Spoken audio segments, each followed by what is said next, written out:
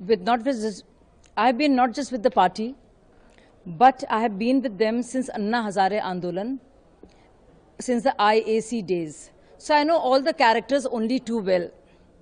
I cannot believe that any PA would indulge or assault Swati Maliwal, who happens to be a Rajya Sabha MP, who has been a head of Women's Commission, Delhi Women's Commission, and who has been an old colleague of the party and of the movement since the NGO days, PCRF and Parivartan days, would just be assaulted by Vibhav without the knowledge of the CM.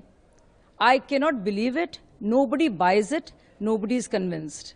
I have seen the filth that there is there in the party, the sordid state of affairs, and what all goes on, how murky it all is, and which is why some of us just left the party, because it was untenable for us to stay there.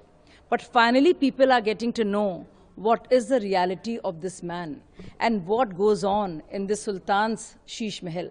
People are getting to know the truth about this party and the going-ons within the CM Awas.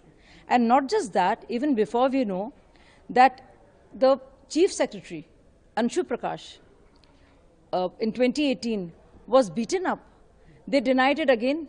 But what happened? Amanatullah and Prakash Jarwal, the MLAs, were charge-sheeted. So it's not happened for the first time. And again, Sanjay Singh says and acknowledges that it has indeed happened. And he says Kejriwal knows of it. But why is Kejriwal quiet on it? Why is there no FIR being done? Is Swati Maliwal safe? Is she being intimidated?